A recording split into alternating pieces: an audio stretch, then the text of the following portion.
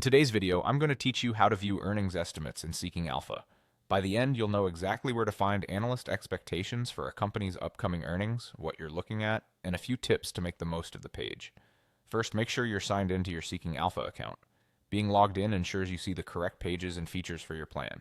If you aren't signed in, some sections may be limited or look different, and you might miss the details we're about to cover. Next, head to the search bar at the top of the site.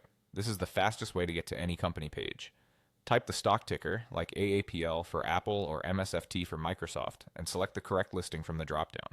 If you're on mobile, you can tap the magnifying glass icon first, then enter the ticker. Double check that you've picked the right company, especially if there are multiple share classes or international listings. Once you're on the company's page, you'll want to navigate to the earnings area.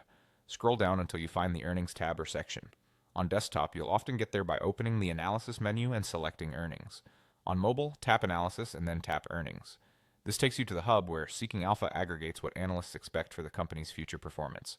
Here's what to look for on the estimates view. You'll typically see EPS estimates and revenue estimates for upcoming quarters and the current fiscal year, along with the consensus number, the high and low range, and how many analysts are included.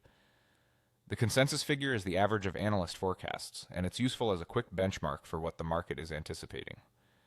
If there's a revisions chart, it shows whether estimates have been trending up or down over time, which can hint at shifting sentiment before earnings day.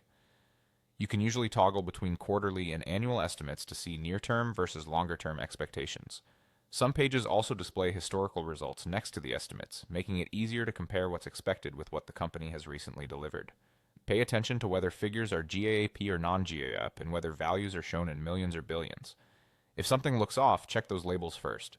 If any elements appear locked, that may be due to plan level. You can still use the visible consensus and trend lines to get a solid read. Remember, estimates are not guarantees, but they're a helpful guide for setting expectations and preparing for an earnings release. And that's it. You've found and understood the earnings estimates in Seeking Alpha.